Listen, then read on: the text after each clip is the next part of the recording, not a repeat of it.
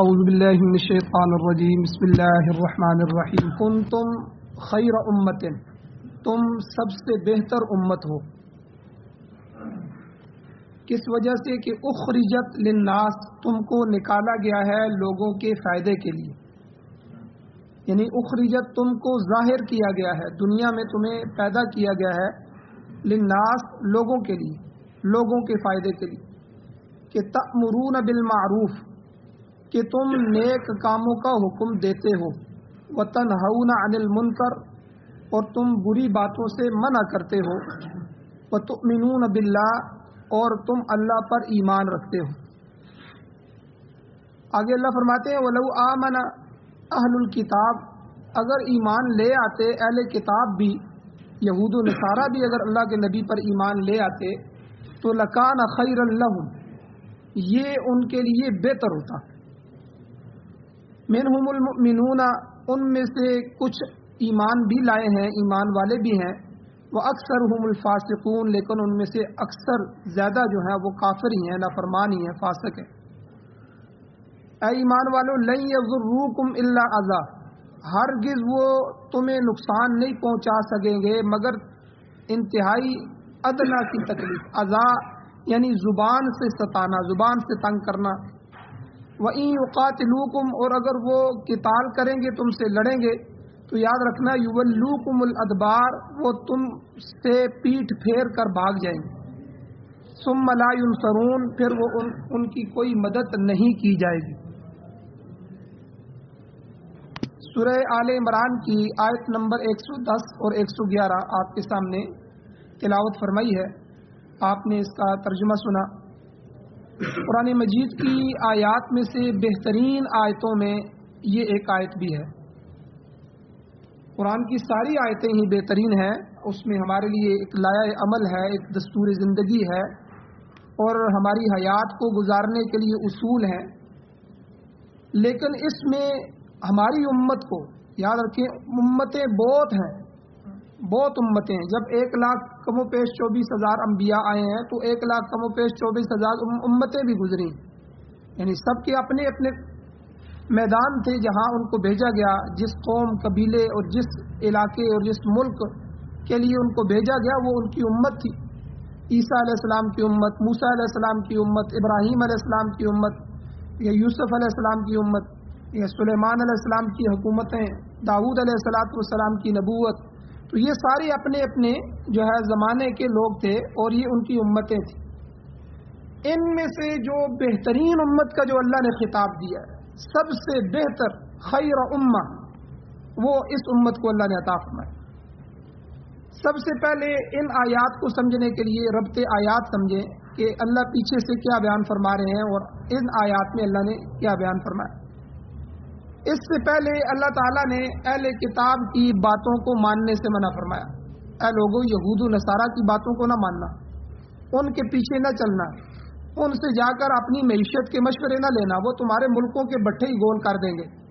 اور ہمارے کیا ہوتے ہیں، یہاں سے سیدھا جاتے ہیں IMF، وہاں جاتے ہیں، وہاں جا کے پناہ لیتے ہیں، پہلے تو ان کو داخلہ ہی نہیں ملتا، اور پہلے یہاں موجود رہ کے ان سے ملنے کی کوششیں کرتے رہتے ہیں، پھر جب ٹائم ملتا ہے تو وہاں جا کے پورے ملک کی نمائندگی کرتے ہیں اور نیا قرضہ لے کے نئی حیثیت سے ملک کو ڈبو کے آ جاتے ہیں۔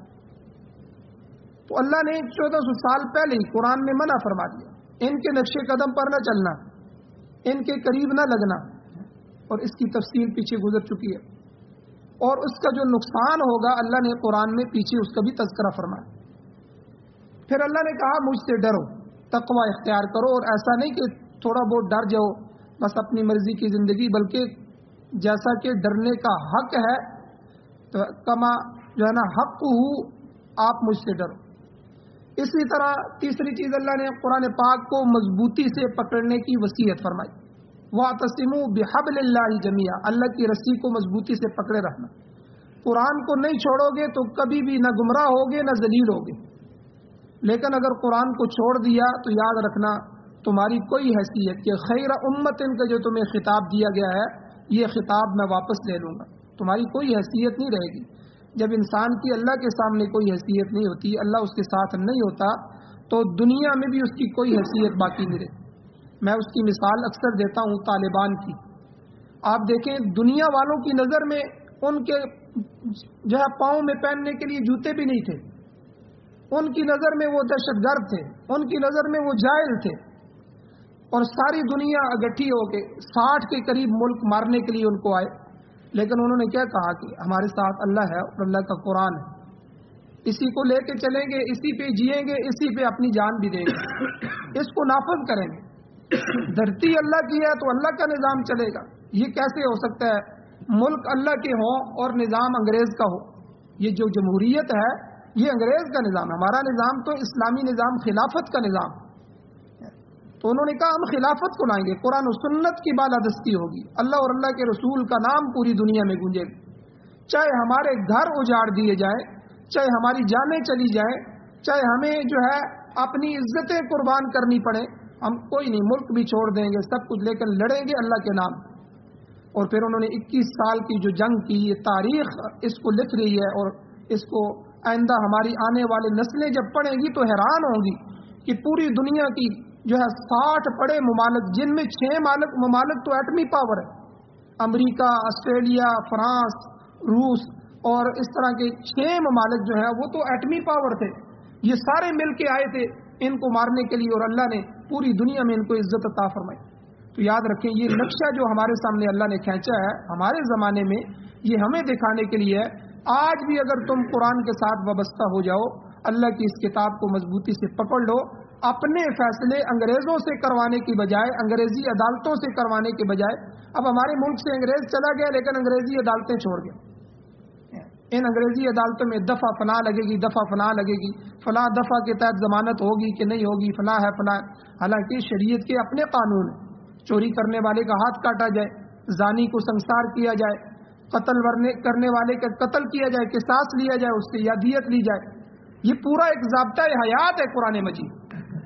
تو اللہ نے یہ ویسے ہی تو نہیں نافذ اللہ کے نبی کو بھیج دیا، بلکہ اس لیے بھیجا کہ اس امت کو بتاؤ کہ جو امت اس قرآن کے ساتھ وابستہ رہے گی اللہ جل شانہ دنیا میں بھی اس کو عزتیں عطا فرمائیں گے، اور آخرت کی ہمیشہ ہمیشہ کی عزتیں بھی اس کو نصیب ہوں.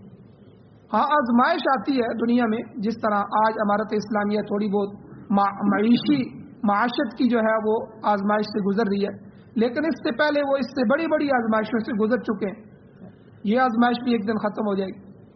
تو لیکن اللہ کا قانون انہوں نے نافذ کر دیا. تو بہرحال اللہ نے پیچھے یہ بھی وصیت فرمائی کہ تم اللہ کے قرآن کو مضبوطی سے پکڑو، اور پھر اللہ نے یہ بھی وصیت فرمائی کہ ولا تفرقوا، تفرقہ بازی نہ کرو اور فرقوں میں نہ بٹو. اس کی تفصیل گزر چکی ہے. اور اسی طرح اگلا حکم اللہ نے یہ فرمایا کہ تمہارے درمیان ہر وقت ایک ایسا گروہ، ایک ایسی جماعت رہنی چاہیے جو لوگوں کو خیر کی طرف دعوت دیتے رہیں، نیکی کا حکم کرتے رہیں، بری باتوں سے منع کرتے رہیں. پیچھے گزر چکا ہے. اور اس کے ساتھ اللہ تعالیٰ نے اہل کتاب کی حالت یاد دلا کر فرمایا کہ ان کی طرح نہ ہو جانا جس طرح انہوں نے تفرقہ کیا اور واضح احکامات آ جانے کے بعد پھر انہوں نے اختلاف کیا. تو یہ لوگ ناکام ہیں اور خدا تعالیٰ کے نزدیک جو ہے وہ عذاب کے مستحق ہے. یہ تو گزشتہ آیات میں، اور اس سے پہلی جو آیتیں ہیں ان میں اللہ تعالیٰ نے اہل کتاب کے رد میں کئی چیزیں بیان فرمائی. 4 چیزیں اسلام میں بڑی اہم ہیں، اور اللہ نے ان سے پیچھے پیچھے آیتوں میں وہ 4 مضمون تقریباً پورا سپارہ ہے اس میں چلے آ رہے ہیں. یہ 4 مضمون، ان چاروں کا جواب اللہ نے گویا کہ اہل کتاب کو، یہودیوں اور عیسائیوں کو دیا. سب سے پہلے خانہ کعبہ ہے، ہمارا قبلہ. مسلمانوں کے لیے قبلہ بہت اہمیت رکھتا ہے. اس کی حفاظت، اس کی طرف منہ کر کے نماز پڑھنا، اس سے محبت، اس کا طواف کرنا اور اس کے لیے سفر کر کے جانا. تو اب جب حضور علیہ الصلوۃ والسلام کا قبلہ بیت اللہ کو مقرر کیا گیا تو مدینہ کے یہودی اور ارد گرد کے یہودی تھے، ان کو بڑی تکلیف ہوئی کہ مسلمان بیت المقدس کی طرف منہ کر کے نماز پڑھتے تھے، تو اب جو ہے یہ بیت اللہ کی طرف کیوں منہ کر لیا.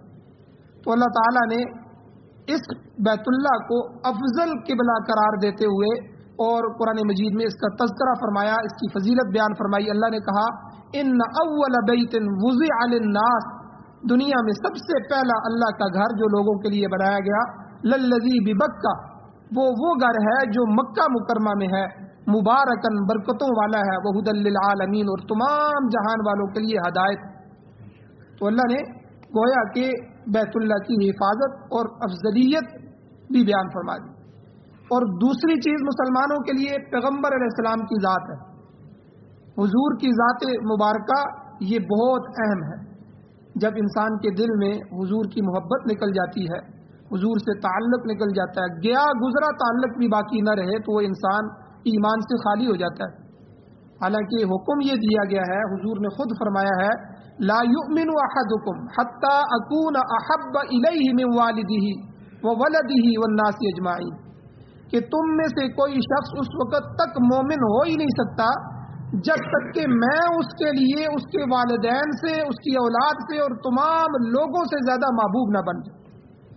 میں اسے جو ہے سب سے زیادہ محبت ہمیں حضور سے ہونی چاہیے، ہماری اولاد سے بھی زیادہ محبت۔ تو جب یہود و نصارہ نے پیغمبر علیہ السلام کے اوپر انگلیاں اٹھائیں، ان کے اوپر جو ہے طعن و تشنیع کی، تو اللہ تعالیٰ نے پیچھے جو ہے حضور علیہ الصلوۃ والسلام کی مرتبت کو بھی بیان فرمایا، اور فرمایا کہ تم کیسے نافرمانی کر سکتے ہو جبکہ تمہارے درمیان اللہ کا عظیم المرتبت رسول موجود ہے، وفیکم رسول، تمہارے اندر پیغمبر اتنی عظیم اور شفیق ہستی تمہارے درمیان موجود ہے۔ تو یہ دو چیزیں۔ تیسری چیز قرآن مجید ہے، ایمان والوں کے لیے قرآن دستور ہے۔ جس طرح ہمارے اس ملک میں کہا جاتا ہے جی آئین کے خلاف جو کام کرے گا وہ باغی ہے، جتنی بھی اسلامی تحریکیں اٹھی ہیں، اسلامی تحریکوں کو یہ کہہ کے دبا دیا گیا، دیکھو جی ریاست کے اندر ریاست بنانا چاہتے ہیں، حالانکہ یاد رکھیں بھائی ہم ریاست کے اندر اللہ کا قانون چاہتے ہیں، یہ ہمارا حق ہے۔ اس ملک کو جب لا الہ الا اللہ کی بنیاد پہ حاصل کیا گیا تو مطلب کیا تھا کہ یہاں اللہ کی حکومت ہوگی، انگریزوں کے ماتحت تو ہم وہاں بھی رہ رہے تھے۔ اس آزادی کا کیا مطلب تھا؟ کیا ایک ملک کا ٹکڑا لینا تھا؟ نہیں، بلکہ ایک ایسا ملک ہمیں ملے کہ جہاں ہم اپنے اللہ اور اللہ کے رسول کے مطابق زندگی گزار سکیں، یہ مطلب تھا اس ملک کا۔ دو قومی نظریہ تھا جو آج وہ کتابوں سے ختم کیا گیا ہے، دو قومی نظریے کی بنیاد پہ یہ ملک آیا تھا۔ وہ دو قوموں کا نظریہ کیا تھا کہ ہم جس قوم ہندوؤں کے ساتھ رہ رہے ہیں ان کا نظریہ ہمارا نظریہ نہیں ہے، ہمارا نظریہ الگ ہے، ان کا نظریہ الگ ہے، ہمارا ان سے الگ ایک ملک ہونا چاہیے جس میں ہم اپنے نظریے پر عمل کر سکیں۔ یہ ملک کی بنیاد تھی۔ اب ہم اسی ملک میں اور اس ملک کے شروع کے اندر جو آئین بنایا گیا تھا، اس آئین میں یہ لکھا ہوا ہے، ہمارے آئین میں یہ لکھا ہوا ہے کہ اس میں جو ہے حاکم اللہ کی ذات ہوگی، سپر پاور اللہ کی ذات ہوگی، لیکن نیچے ساری جو کچھ بھی بنایا جاتا ہے وہ اسمبلیوں میں پاس کیا جاتا ہے، چاہے شراب کے پرمٹ دیے جائیں، چاہے جو کچھ کیا جائے، چاہے حضور علیہ السلام کی ختم نبوت پر ڈاکے ڈالے جائیں، سب کچھ ہو رہا ہے نیچے، اوپر بس وہ آئین میں لکھا ہوا ہے۔ اب اگر کوئی علماء اٹھتے ہیں، کوئی تحریک اٹھتی ہے کہ بھائی اس میں قرآن و سنت کو، شریعت کو نافذ کرو اس ملک میں، تو کہتے ہیں جی ریاست کے اندر ریاست کی بات کرتے ہیں، ملک توڑنا چاہتے ہیں۔ بھائی تمہارا کون سا قانون اللہ اور اللہ کے رسول کے اور اس کتاب کے مطابق؟ اب ہماری عدالت میں چلا جائے، چور بھی مسلمان ہے اور جس کی اگر چوری ہو رہی ہے وہ بھی مسلمان ہے، دونوں کو سمجھایا جائے بھائی اللہ کے قانون پر عمل کرو، عدالت میں چلے جائیں، جج کو کہیں کہ یہ قرآن ہے، ہمارا فیصلہ اس چوری کا اس قرآن کے مطابق کریں، وہ کہے گا، اب چور بھی مان رہا ہے اور وہ مالک بھی مان رہا ہے، لیکن جج نہیں مانے گا، وہ کہے گا ہمارے قانون میں اس کی گنجائش نہیں ہے، یہاں تو نہیں لکھا ہوا، یہاں تو وہی دفعے لگیں گے جو ہمارے قانون میں لکھے ہوئے۔ تو بھائی یہ تو وہی انگریزی عدالتیں، انگریزی قانون ہے جن کا ہمیں پابند ہے، اور اس کی نوسط دیکھیں کہ ایک کسی نے مکھی مار دی، اس کا جا کے کیس کر دیا تو کم از کم 3 سال سے پہلے تو اس کا فیصلہ ہی نہیں ہوتا، پھر اس کو ہائی کورٹ میں لے کے جاؤ، پھر اس کو سپریم کورٹ میں لے کے جاؤ، ٹھیک ہے، آپ اپنی ساری زندگی بھی، اپنا سارا سرمایہ بھی خرچ کر دیں، ٹھیک ہے، تو آپ کا وہ فیصلہ نہیں ہو۔ بے شمار کیس ایسے موجود ہیں، چھوٹی سی بات پہ کوئی جو ہے وہ عام جرگے میں بیٹھ کے حل ہو سکتی ہے، اسلام تو جرگے کا قائل ہے، خاندان کے بڑے خاندان میں بیٹھ کے اس مسئلے کو حل کریں، اپنے محلے کے امام کے سامنے مسئلے کو لے کے آئیں، علماء مختلف جمع ہو جائیں، قرآن و سنت سے، شریعت سے اس مسئلے کو حل کریں اگر شرعی عدالتیں موجود نہیں ہیں۔ لیکن ہم نے خود اللہ کے قانون سے محبت ہی نہیں کی، نہ ہم چاہتے ہیں کہ قرآن آ جائے، کیونکہ قرآن ہماری خواہشات کے خلاف ہے۔ جب قرآن آئے گا تو ہمیں جھوٹ سے روکنا پڑے گا، قرآن آئے گا تو ہمیں نمازوں کی پابندی کرنی ہوگی، قرآن آئے گا تو عورتوں کو پردے کرنے ہوں گے، قرآن آئے گا تو اللہ اور اللہ کے رسول کی طرح ہونا پڑے گا، قرآن آئے گا تو رشوت چھوڑنی ہوگی، قرآن و سنت کا نظام آئے گا تو ہم سے احتساب ہوگا، پوچھا جائے گا، ہو سکتا ہے ہماری چوریوں چکاریوں کی وجہ سے ہمیں لٹکا دیا جائے، تو ہم خود نہیں چاہتے کہ یہ نظام آئے، تو جب نہیں چاہتے تو اللہ بھی ہمیں نہیں دینا چاہتے، یہ نظام فالتو نظام تو نہیں ہے، اللہ نے اس کے لیے عظیم پیغمبروں کو نافذ فرمایا اور ان پر یہ اپنا جو ہے دستور حیات گزارنے کا، اور یہ جو قرآن مجید ہے یہ قانون یہ اللہ نے ہمیں عطا فرمایا۔ تو یاد رکھیں قرآن مجید میں پہلی قوموں کے تذکرے موجود ہیں جنہوں نے وقت کے پیغمبر کی بات نہیں مانی، تو اللہ تعالیٰ نے دنیا سے صفحہ ہستی سے ان کو مٹا دی۔ آج جا کر آپ قوم سمود کی وہ بستیاں جو پہاڑوں میں کریت کے انہوں نے محلات بنائے تھے، آج وہ وہاں جا کر دیکھیں، وہ 90 فٹ ان کے قد تھے، اتنے بڑے بڑے، ان کی ایک سیڑھی کا ایک حصہ جو ہے وہاں تک آج کا انسان نہیں پہنچتا، اتنے بڑے بڑے لوگ تھے۔ وقت کے پیغمبر نے دعوت دی لیکن نہیں مانا، اللہ تعالیٰ نے کسی پر ہوا کا عذاب، ہوا نے ان کو کھینچ کے نکالا، پہاڑوں میں سے نکالا، ان کے محلات میں سے نکالا، آسمان پہ لے جا کر پٹخا اور نیچے، اور قرآن کہتا ہے وہ ایسے پڑے ہوئے تھے جیسے کھجور کے خوشے پڑے ہوتے ہیں، لمبے لمبے خوشے، کوئی ادھر پڑا ہے، کوئی ادھر پڑا ہے، کوئی ادھر لٹکا ہے، کوئی ادھر لٹکا ہوا ہے۔ عبرت کا نشان وہ قومیں بن گئی جنہوں نے وقت کے پیغمبر کی مخالفت کی اور اللہ کے قانون کی مخالفت کی۔ اور اس دنیا کو حضور نے فرمایا کہ جب تک اللہ چاہیں گے باقی رکھیں گے، لیکن جب تک اللہ کا نام باقی رہے گا دنیا باقی رہے گی۔ جب اللہ کا نام ختم، دنیا ختم، چاہے ایک آدمی 10 منزلہ بلڈنگوں کا مالک کیوں نہ ہو جائے۔ اللہ نے دنیا کو بلڈنگوں کے لیے نہیں بنایا، ہاں حق حلال کے ذریعے اگر کمائے اور اس استعمال کرے اس کی گنجائش بھی ہے اور حکم بھی دیا ہے، اجازت بھی دی ہے، تو لیکن اصل مقصد یہ ہے کہ اللہ والے بن جائے۔ تو یہ اللہ تعالیٰ نے تیسری چیز قرآن مجید کا تذکرہ فرمایا کہ آسمانی کتابوں میں سب سے افضل کتاب ہے، یہود و نصارہ تمہیں بھی جو کتابیں دی گئی ہیں، تورات ہے، انجیل ہے، ٹھیک ہے، زبور ہے، یہ کتابیں بھی اللہ کی تھیں، لیکن جب قرآن آ گیا تو اب ان کی جو ہے ان پر عمل ختم ہو گیا، اب یہ ایک نیا دستور ہے اور یہ قرب قیامت تک کے لیے ہے۔ اور چوتھی چیز جو ہے حضور کی امت ہے، 3 چیزیں یہ ہوگی، چوتھی حضور کی امت کا تذکرہ ہوا کہ آپ کی امت بھی تمام امتوں سے افضل ہے۔ تو یہ چاروں چیزیں یعنی بیت اللہ شریف، پیغمبر، قرآن حکیم اور امت محمدیہ، یہ سارے سورہ بقرہ میں بھی اللہ نے ذکر فرمائے اور اب بھی اللہ دوبارہ سورہ آل عمران میں پھر ان کو ذکر فرمائے۔ ارشاد ہوتا ہے اے محمد رسول اللہ صلی اللہ علیہ وسلم کی امت، کنتم خیر امہ، تم بہترین امت ہو۔ اور یہاں علماء نے ایک نقطہ بیان فرمایا، کنتم یہ ماضی کا صیغہ ہے، ماضی بعید کا، دور کا ماضی۔